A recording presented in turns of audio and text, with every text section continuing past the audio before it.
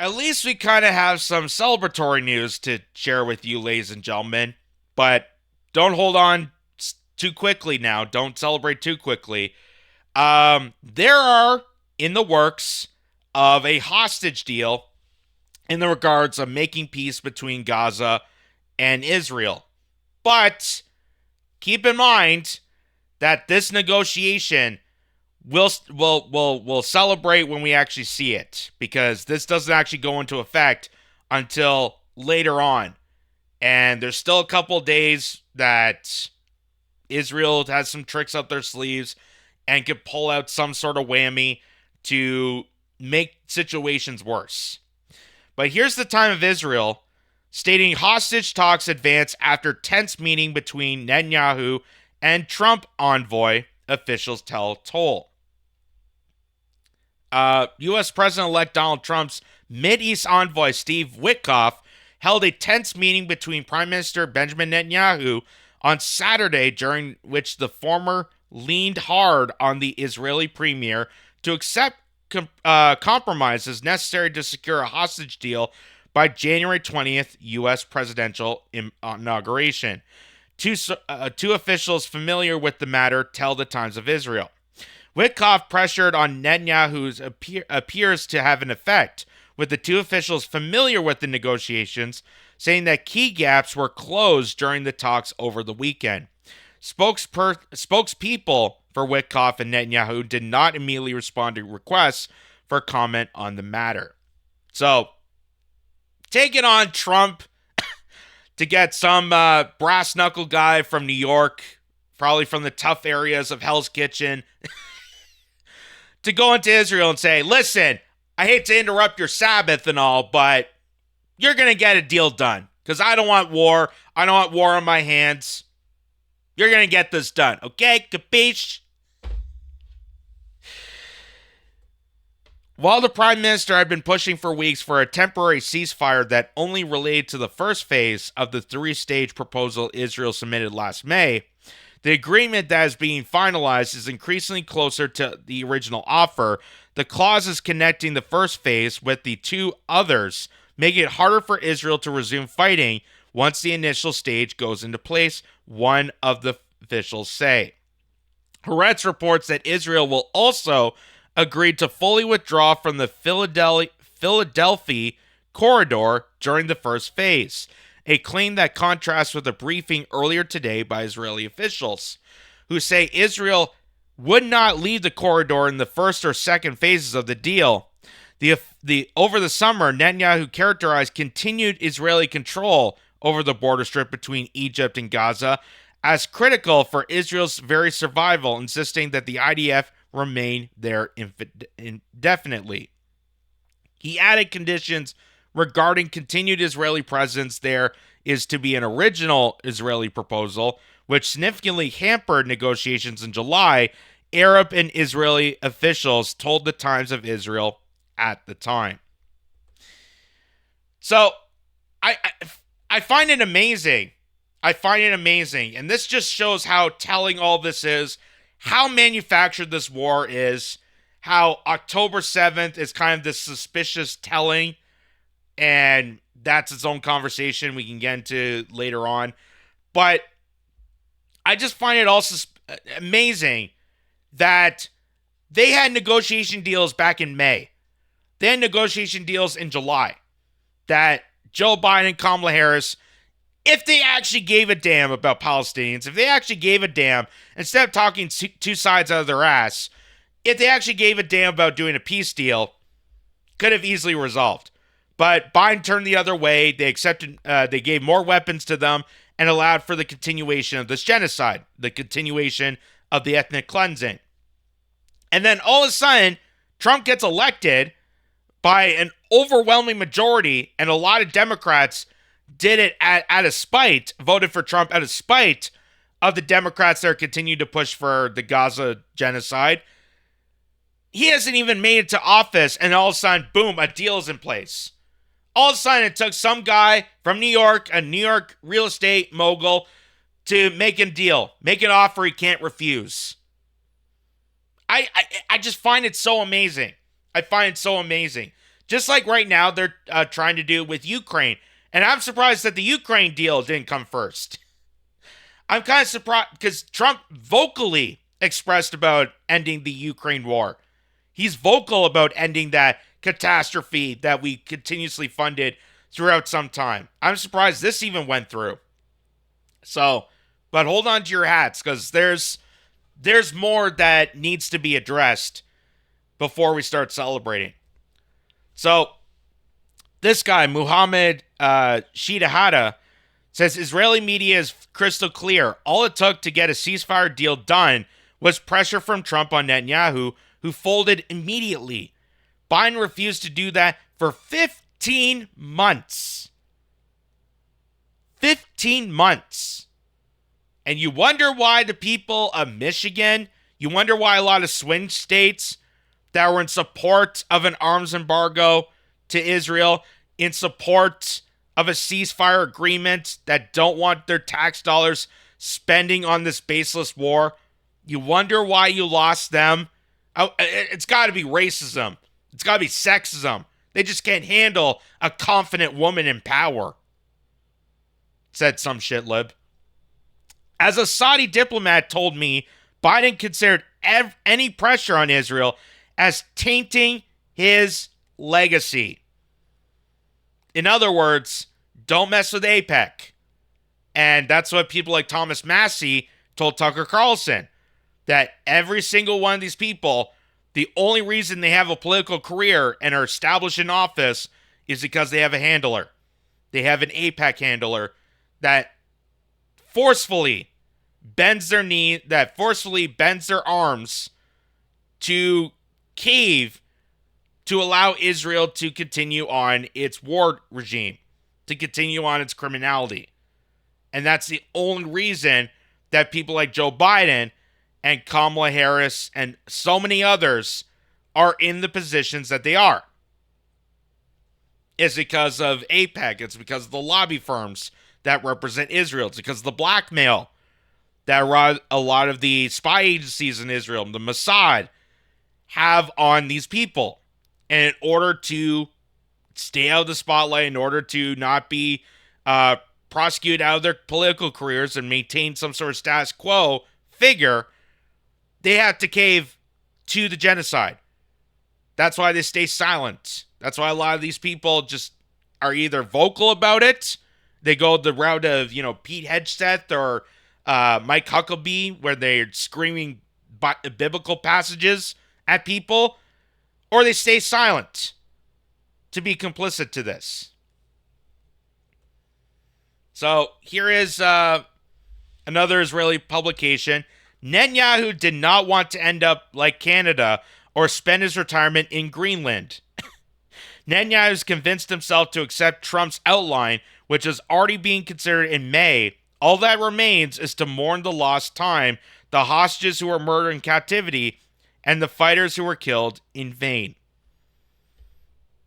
So, amazingly, that Trump, this, racist, sexist, pig, felon, whatever you like to call him, the executive chief that rolled in the January 6th insurrection, is able to stamp down and outline a negotiation, a peace deal, before he gets into office.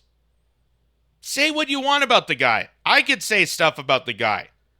And I could say stuff about even now with Trump's current team being a lot of Zionists, being a lot of complacent people for Israel.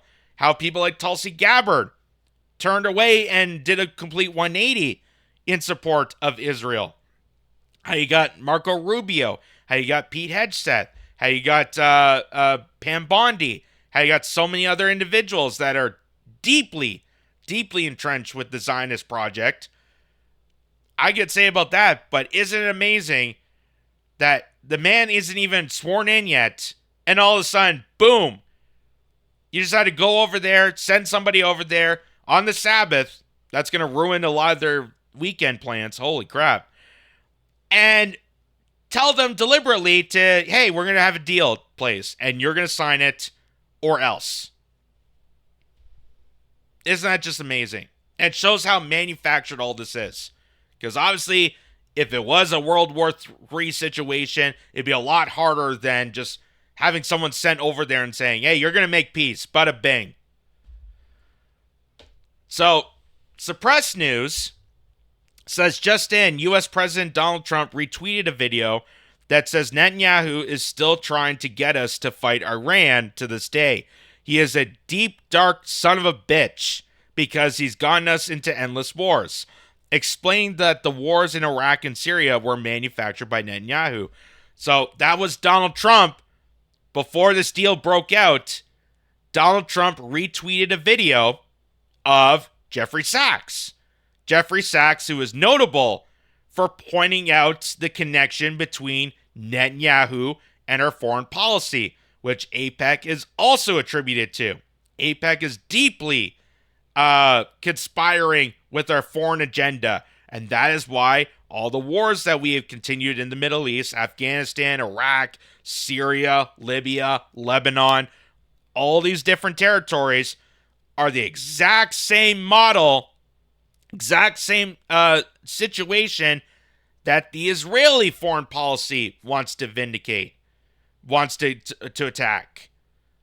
So, amazing that Donald Trump tweets out a video of Jeffrey Sachs, doesn't invite Benjamin Netanyahu to his inauguration. That was another, F you, screw you, I'm done with you kind of notion.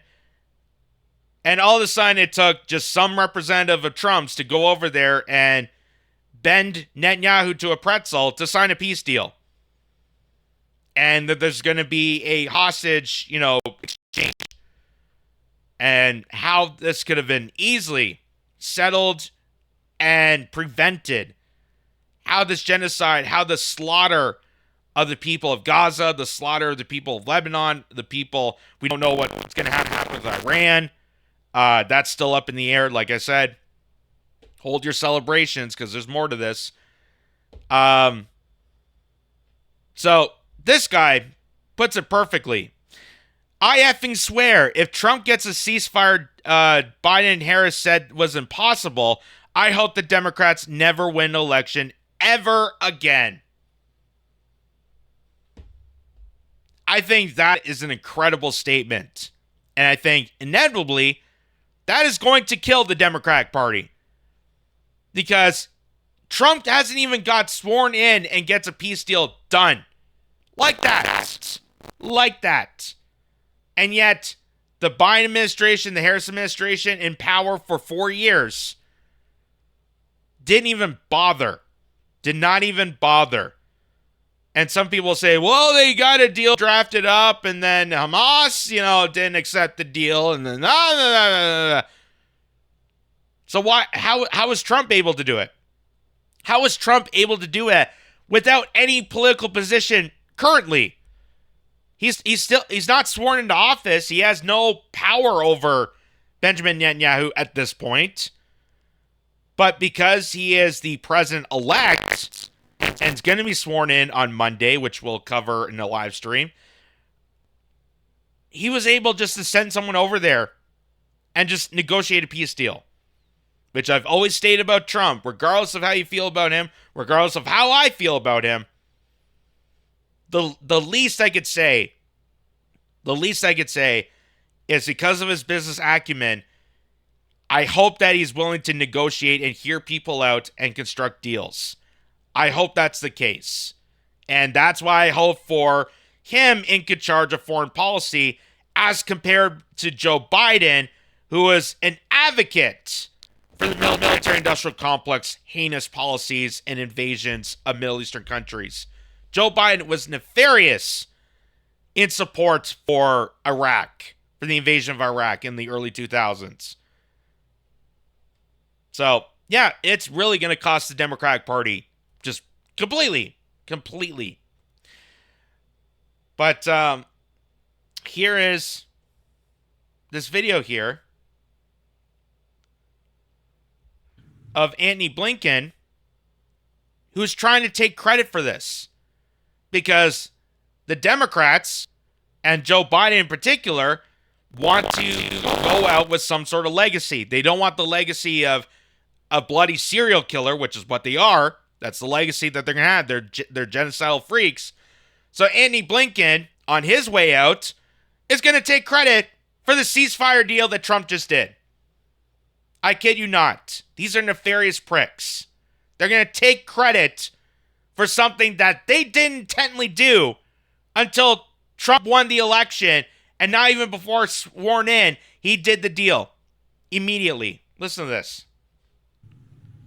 I believe we will get a ceasefire. And whether we get there in the remaining days of our administration or after January 20th, I believe the deal will follow closely the terms of the agreement that President Biden put forward last May and our administration rallied the world behind. Now, from the outset, we also recognized that we couldn't afford to wait until a ceasefire to plan for what would follow it.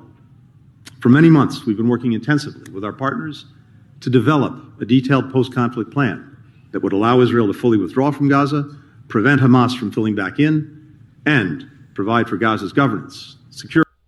So why didn't you do any of that? Why did you have to wait till now?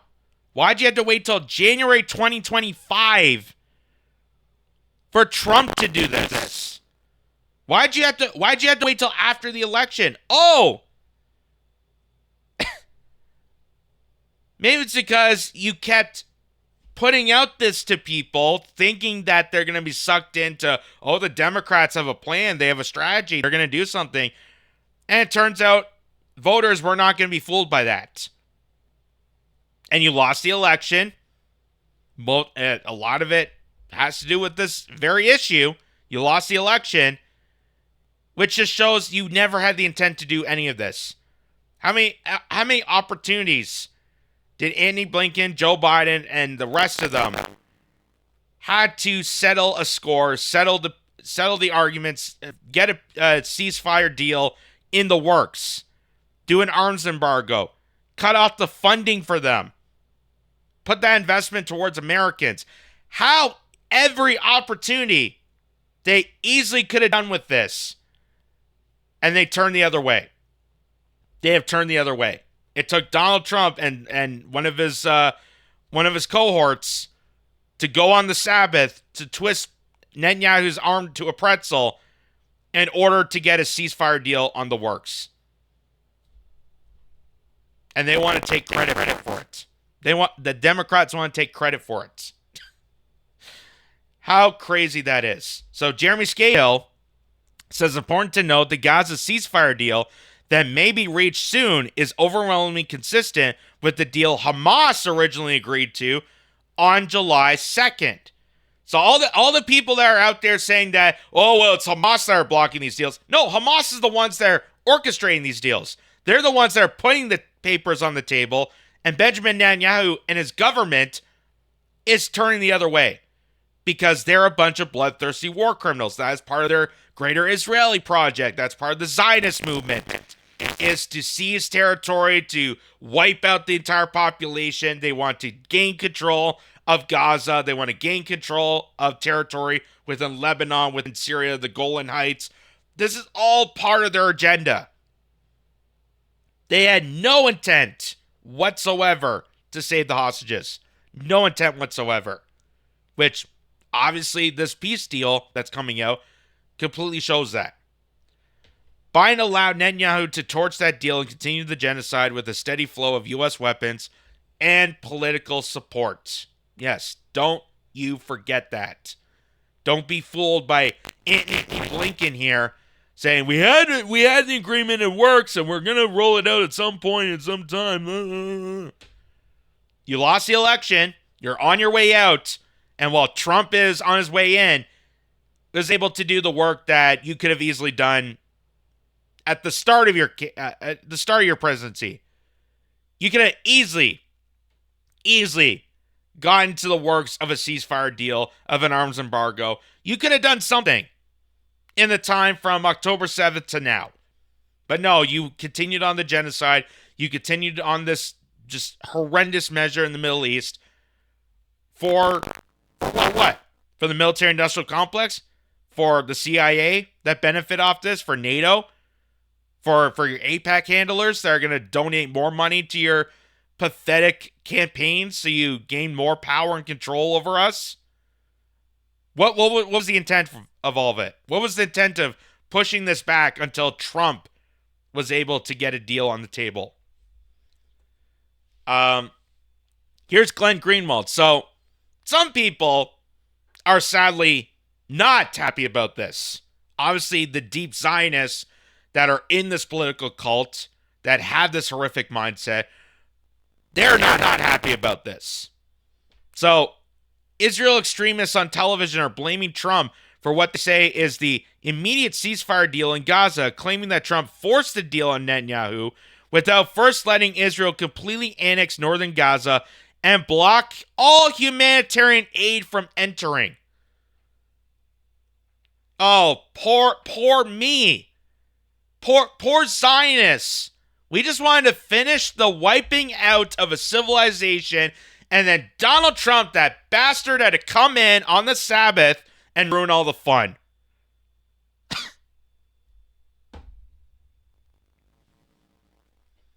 What kind of insane, insidious psychopath? Inhumane psychopath. These are not human. I swear to God, a lot of these Zionists that you hear about and comment like this, they have no capacity of human emotion. They have no empathy. They have no sympathy. They are just brain dead, insidious monsters. These are leeches. These are just heinous individuals. That they are angry at a peace deal that could potentially save your hostages. Protect your people of Israel. I thought that was the whole point of all this. Oh, we have to go after Hamas because of the hostages. We need to save those hostages from Hamas. Here's the opportunity for it. Screw that. Screw that. We don't want those hostages anymore. We had the leverage. Now we're just going to wipe out the entire population. How sinister can these people get? How much more sinister can these people get? It's amazing to watch and witness this. It's almost like the psychological transformation of running away from the Nazis, who would say this about the Jewish community, to turning into the Nazis. I'm not a psychologist. I don't know the exact term or phrase to say that, but it's like watching a mind trick where all of a sudden they are now turning into their abusers. They are now turning into the people that inevitably they would have said the same thing in 1940s Germany. They would have said this in Auschwitz. And now what are you doing? You're saying that to the people of Gaza. You're saying that to the Palestinians. We need to take control of the territory and block humanitarian aid. Starve them. Kill them all off.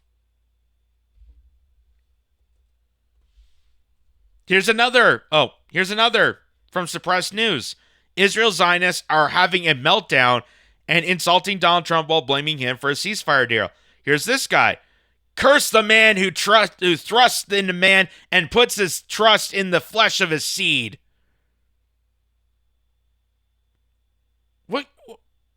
How deranged? How deranged for people to do that? And of course he's going to put that in Hebrew. Of course he would do that. Because if he actually tweeted out in regular English, people are going to scold him for this. People are going to scold him for this. But this is the Zionist cult behavior. This is the Zionist cult mindset. This is mind control. They have taken these people and used them as an army of the most heinous regard, the disregard of human beings, civilization, even their own people. Even their own people. Let's not forget that Zionists are the ones that are attacking Jewish people while trying to conflate their ideological claims to Judaism. That's some sort of prophecy. There's some sort of biblical presence to it. Pete Hegseth and Mike Huckabee quoting scripture to people and yelling at them. This is part of God's plan. They're the ones that are demonizing Jewish people and the Jewish faith in order to advance this disregard of humanity. And they're attacking their own people. They're attacking their own people within Israel. There's so many Israelis that did not want this genocide to go on. They protested Netanyahu, and they got viciously attacked by Zionists. There's people in North America that Zionists are attacking. Because if you're not on our side, then you must be a traitor. That is what a cult does to you. That is what this cult is. It is a cult from many, many eras ago, done by the Rothschild, done by the British monarchy, done by the most heinous individuals, all globalized together in order to maintain this kind of presence, this global warfare presence in the Middle East. And you get absolute scumbags like this tweeting this out. Israeli media claims Trump promised to allow Netanyahu to violate the Gaza ceasefire and resume their war after signing a deal.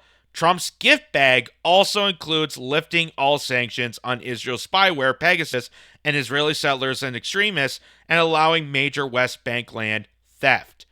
So, I told people, don't get too excited for this because, as you know, considering the fact that Trump's team is full of Zionists, the fact that Miriam Adelson gave contributions to Trump's campaign, the fact that you have so much pressure from AIPAC, obviously it's not going to be an exact done deal until it actually happens. And the fact that you still have a few more days left until the ceasefire deal gets implemented, and we don't know what's up Israel's sleeve. We don't know what's going to happen in the next few days. And the fact that they're willing to breach some part of the agreement to allow a gift bag to occur, allowing, we can, still spy on people. We could still annex the West Bank for the Israeli people. We could still do the most sinister stuff. We could still do some sinister stuff.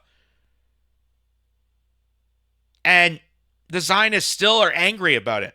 The Zionists are still angry at Donald Trump for maintaining some sort of peace settlement that gets back your hostages.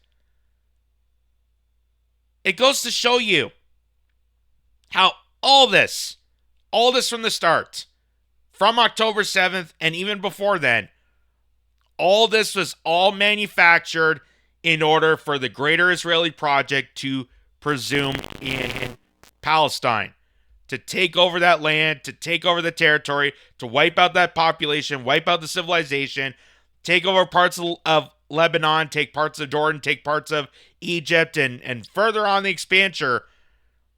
And this is all part of that agenda led by war criminals Netanyahu. You notice how in this deal, they don't try to put pressure on Benjamin Netanyahu to be charged at The Hague. You notice that isn't part of the deal. And obviously, for the intent of the fact that they're not going to go pressure Netanyahu the same way that no one's going to pressure the United States. Because those are the two countries that are refusing to be part of the international court. I wonder why that is. But the fact that even with some wiggle room, that somehow pleases a bit of the Zionists. Here's another article from the Israeli National News. Trump's first promise to Israel. President-elect Trump's associates have delivered an explicit promise that as soon as he enters the White House, he will remove all restrictions on the supply of military equipment and ammunition to Israel. So even just with that wiggle room, the Zionists are angry that they can't mass murder. Which goes to show you how inhumane they are. Which goes to show you none of the rhetoric, none of the main story is part of why this is happening. That October 7th, We just played a music festival in front of the caged people of Gaza. What can go wrong? We're the Iron Dome. We're superior. They can't do anything to us. Oh no, some randos have came in with F-150s and hand gliders and stole people. It was all manufactured to this point. It was all part of the agenda to get to the state that they are right now, where they've taken control of the Golan Heights. They've taken control of Syria. They've taken control of many, many areas within the Middle East to expand the Greater Israel Project. And even with Trump's ceasefire deal, that's why I said, don't get all your excitement on the Ray.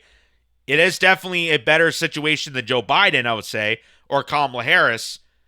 But don't get your hopes up, because you still have that wiggle room. You still have, now removing the restrictions of military supply.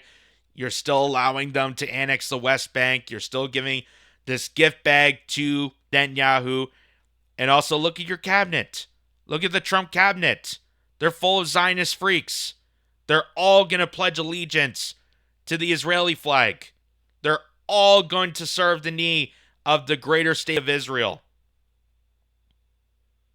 So it's kind of a bittersweet story than a celebratory one. But we'll wait and see.